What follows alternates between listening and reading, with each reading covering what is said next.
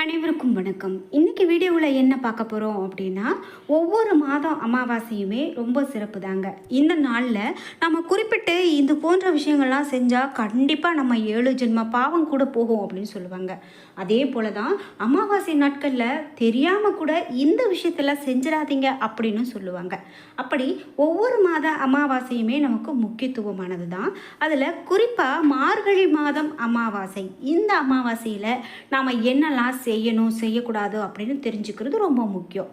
தெய்வங்களை வழிபடுறதுக்கு எத்தனையோ விரத நாள் இருந்தாலும் கூட முன்னோர்களை வழிபட்டு அவர்களுடைய ஆசையை பெறுறதுக்கு உரிய நாள் அப்படின்னு பார்த்தா அமாவாசை மட்டும்தான். மற்ற விரத நாட்களுக்கு எப்படி விதிமுறைகள் இருக்கோ அதே போல தாங்க அமாவாசை நாளில் சில விஷயங்களை கண்டிப்பாக செய்யணும், சில விஷயங்களை கண்டிப்பாக தவிர்க்கணும் அப்படின்னு சொல்கிறாங்க. மார்கழி அமாவாசை நாளில் என்ன விஷயங்களை செய்யலாம், என்ன விஷயங்களை தவிர்க்கணும், இது ரொம்ப முக்கியமான ஒரு பயனுள்ள வீடியோ. அதனால் ஸ்கிப் பண்ணாமல் பாருங்கள். இந்த வீடியோவை பார்த்துட்டு இருக்கும்போது உங்களுக்கு பிடித்த தெய்வத்தினுடைய பெயரை கீழே கமெண்ட் பாக்ஸில் பதிவிடுங்க. அதே போல் உங்களுடைய குலதெய்வம் என்ன, நீங்கள் அமாவாசை நாளில் இந்த குறிப்பிட்ட நான் இத்தனை வருடங்களாக இது போன்ற விஷயங்களை கடைபிடித்து வரேன் அப்படின்னு உங்களுக்கு ஒரு கருத்து இருக்கும். அதுபோல் உங்களுடைய கருத்துக்களை மறக்காமல் கீழே கமெண்ட் பாக்ஸில் பதிவிடுங்க. நீங்கள் இன்னும் உற்சாகம் டிவி சேனலை சப்ஸ்கிரைப் பண்ணாமல் இருந்தால் சப்ஸ்கிரைப் பண்ணிக்கோங்க. கூடவே இருக்க பெல் ஐக்கானை மறக்காமல் கிளிக் பண்ணிடுங்க. வாங்க வீடியோக்குள்ளே போகலாம். உங்களுக்கு வாழ்க்கையில் நிறைய பிரச்சனைகள் இருக்குது, அதற்கு நான் நல்ல ஒரு ஆலோசனை கேட்கணும், அதனால் என்னுடைய வாழ்க்கையில் நல்ல ஒரு திருப்புமுனை வரும்னு நீங்கள் நம்புறீங்க அப்படின்னா வராகியம்மன் ஜோதிட நிலையத்தில் நீங்கள் பலன் கேட்கலாம். வராகியம்மன் ஜோதிட நிலையத்தில் இன்றைக்கி நிறைய பேர் பலன் கேட்டு அவர்களுடைய வாழ்க்கையில் நிறைய முன்னேற்றங்களை பெற்றிருக்காங்க. அந்த வகையில் அனுபவ ரீதியாக சொல்லக்கூடிய இந்த வராகியம்மன் ஜோதிட நிலையத்தை தொடர்பு கொண்டு பேசி பாருங்கள். கண்டிப்பாக உங்கள் வாழ்க்கையில் இருக்கக்கூடிய எல்லா பிரச்சனைகளுக்கும் தீர்வு கிடைக்கும். நாம் இப்போது மார்கழி அமாவாசை பற்றி பார்த்துட்ருக்குங்க. பக்தி செய்வதற்கு உரிய மிக உயர்வான மாதமாக இந்த மார்கழி மாதத்தை கருதுகிறோம். ஒவ்வொரு நாளுமே ஒவ்வொரு திதியும் சிறப்புக்கு உரியது அப்படின்னு கூட சொல்லலாம். அதில் முக்கியமாக அமாவாசை, பௌர்ணமி போன்ற முக்கிய விரதம் மற்றும் வழிபாட்டு நாட்களில் மார்கழி மாதத்தில் வரும்போது கூடுதல் சிறப்பு. பொதுவாகவே அமாவாசை நாட்களில் முன்னோருடைய வழிபாடு அப்படின்னு நம்ம எல்லோருக்குமே தெரியும். குறிப்பாக இந்த 2024ஆம் ஆண்டு பார்க்கும்போது கடைசி அமாவாசை அப்படின்னு கூட சொல்லலாம். அதில் இந்த மார்கழி மாத அமாவாசை தான் கடைசியாக நம்ம பார்க்குறோம். இந்த அமாவாசையில் நம்மளுடைய முன்னோர்களுக்கு மட்டும் இல்லாமல் அகால மரணம் அல்லது துர்மரணம் அடைந்தவங்களுக்கு மார்கழி அமாவாசை அன்னைக்கு தர்ப்பணம் கொடுத்து வழிபட்டா அந்த ஆத்மாக்கள் கண்டிப்பாக துன்பப்படாமல் வைகுண்ட பதவியை அடையும் என்பது நம்பிக்கை. இது மட்டும் இல்லாமல் மார்கழி அமாவாசையில் இருந்த நம்மளுடைய முன்னோர்களுக்கு தர்ப்பணம் கொடுத்து வழிபட்டோம் அப்படின்னா நம்மளுடைய பல தலைமுறைக்கு இருக்கக்கூடிய பித்ரு தோஷம் நீங்கும் அப்படின்னு சொல்கிறாங்க. இந்த நாளில் விரதம் இருந்து வழிபட்டீங்க அப்படின்னா கண்டிப்பாக பித்ரு தோஷம் நீங்கிறதோட வீட்டில் மகிழ்ச்சி, வளர்ச்சி, செல்வ வளம் ஆகியவை அதிகரிக்கும் அப்படின்னு சொல்லலாம்.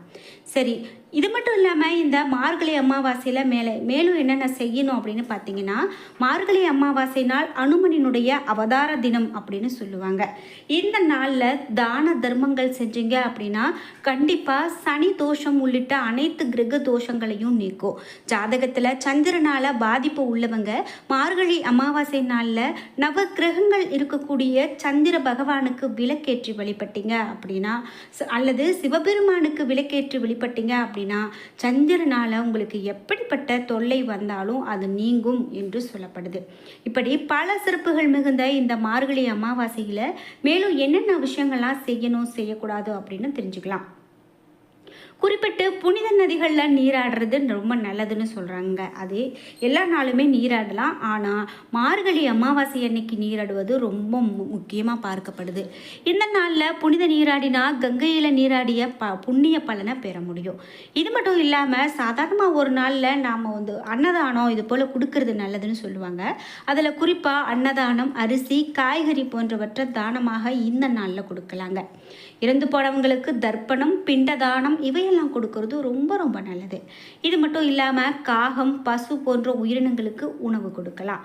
முன்னோர்களை நினைத்து அன்னதானம் உள்ளிட்ட தான தர்மங்களை செய்கிறது ரொம்ப சிறப்பு. மேலும் அரச மரத்தடியில் நல்லெண்ணெய் தீபம் ஏற்றி வழிபட்டு வந்தீங்க அப்படின்னா சனி தோஷம் உள்ளிட்ட கிரக தோஷங்கள் விலகும் என்று சொல்லப்படுதுங்க. அஷ்டலக்ஷ்மி வழிபாடு உள்ளிட்ட பெண் தெய்வ வழிபாட்டை மேற்கொள்வதால் செல்வ வளம் கண்டிப்பாக பெருகும், தடைகள் விலகும். அனுமனை வழிபடுவதால் ராகு, கேது, சனி போன்ற கிரகங்களால் ஏற்படக்கூடிய கெடுபலன்கள் அனைத்தும் நீங்கும் அப்படின்னு சொல்கிறாங்க. சரி, கட்டாயமாக தவிர்க்க வேண்டியது என்ன அப்படின்னு கேட்டிங்கன்னா, சுபகாரியங்கள் நடத்துவது, புதிய தொழில் துவங்குவது, புதிய முதலீடுகள் செய்வது ஆகியவற்றை தவிர்க்கணும் அப்படின்னு சொல்கிறாங்க. வீட்டுக்கு தேவையான பூஜை பொருட்களை, தானியங்கள், மாவு பொருட்கள், எண்ணெய் போன்ற பொருட்கள் வாங்குவதை தவிர்க்கிறது ரொம்ப முக்கியம்.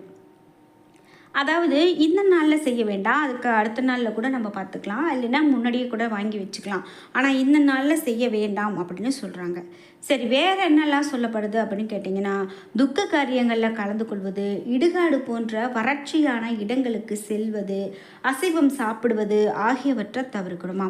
மேலும் முன்னோர்கள் நம்மை காண வீட்டுக்கு வரும் நாள் அப்படின்னு சொல்கிறதால வாசலில் கோலமிடுவது, சண்டையிடுவது, அமங்கலமான சொற்களை பேசுவது, கோவப்படுவது, கத்துவது இவை எல்லாமே செய்யாமல் தவிர்க்கிறது ரொம்ப நல்லது. சாதாரணமான அமாவாசை நாட்கள்லேயே அவர்கள் வீடுகளில் வாசலில் கோலம் போட மாட்டாங்க.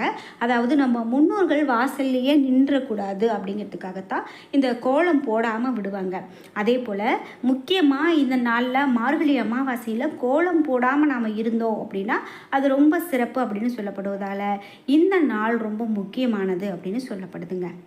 இந்த வருடத்தினுடைய 12 மாதங்களிலும் உயர்வான மாதமாக தான் நாம் இந்த மார்கழியை சொல்கிறோம். சைவ வைணவ வழிபாட்டில் ஒற்றுமை, சிறப்பு ஆகியவற்றை போற்ற வேண்டிய ஆன்மீக மாதம். இந்த மாதத்தில் வரக்கூடிய அனைத்து திதிகளும் ரொம்ப முக்கியமானது என்றும், அமாவாசை, பௌர்ணமி போன்ற திதிகள் மற்ற மாதங்களை விட மார்கழி மாதத்தில் ரொம்ப அற்புதமானது என்று சொல்லப்படுதுங்க. இது மட்டும் இல்லாமல் குறிப்பிட்டு இந்த அமாவாசையில் நாம் மேலும் என்னெல்லாம் கடைபிடிக்கணும் அப்படின்னு கேட்டிங்கன்னா, குறிப்பிட்டு அன்னதானம் பார்த்தோம். அதே போல் இந்த கிழமையை பொறுத்து நம்மளுடைய பலன்கள் ரொம்ப முக்கியமாக பார்க்கப்படுது. வெள்ளிக்கிழமையில் வந்துச்சு அப்படின்னா அது மகாலட்சுமிக்கு உரியதாகவும் பார்க்கப்படுது. சரி, குறிப்பாக மார்கழி அமாவாசை அப்படின்னு பார்த்தீங்கன்னா ராப்பத்து பகல் பத்து உற்சவங்கள் நடக்கக்கூடிய காலம். அதே போல் அது அதி விசேஷமானதுன்னு சொல்லுவாங்க.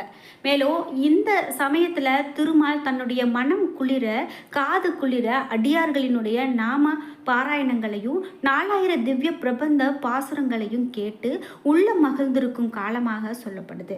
இதனால் இந்த சமயத்தில் நம்மளுடைய முன்னோர்களின் ஆன்மாக்களை மகிழ்விப்பதற்காக நாம் செய்யக்கூடிய இந்த தர்ப்பணம் போன்ற சடங்குகளும் பூஜைகளும் நமக்கும் நம்மளுடைய முன்னோர்களுக்கும் வைகுண்டநாதனினுடைய திருவருளை பெற்றுக் கொடுக்கும் அப்படின்னு சொல்கிறதால இது ஒரு முக்கியமான ஒரு வழிபாட்டு முறையாக இந்த அமாவாசை நாள் கருதப்படுகிறது அப்படின்னு சொல்லப்படுதுங்க. சரி, மேலும் என்னெல்லாம் செய்யணும் அப்படின்னு கேட்டிங்கன்னா, இந்த நாளில் புதிய தொழில் இதை போல் செய்ய வேண்டாம் அப்படின்னு சொன்னாங்க. இது மட்டும் இல்லாமல் பண பரிவர்த்தனைகள் செய்வது, பெரிய முதலீடுகள் செய்வது இவையெல்லாம் தவிர்க்கணும் அப்படின்னு சொல்கிறாங்க. பண பரிவர்த்தனைகள் அப்படின்னு பார்த்தீங்கன்னா, யாருக்காவது நீங்கள் கடனாக பணத்தை கொடுக்குறீங்க அல்லது நீங்கள் வேறு யாருக்கிட்டையாவது இருந்து வாங்கிக்கிறீங்க அப்படின்னு சொன்னாலும் கூட அதை செய்யாமல் தவிர்க்கிறது நல்லது அப்படின்னு சொல்கிறாங்க. இந்த குறிப்பிட்ட நாளில் செய்யாமல் இருக்கிறது உங்களுக்கு ரொம்ப சிறப்புங்க. அதனால் நீங்களும் அதுபோல் கடைபிடித்து வாங்க. கண்டிப்பாக உங்கள் வாழ்க்கையில் ரொம்ப ரொம்ப நல்ல பலன்களை பெறக்கூடிய பெற்றுத்தரக்கூடிய ஒரு நாள் அப்படின்னு இந்த நாளை சொல்கிறாங்க. குறிப்பாக இந்த நாளில் நீங்கள் யார்கிட்டையும் சண்டையிடாமல் கோவப்படாமல் இருக்கணும் அப்படின்னு பார்த்தோம்.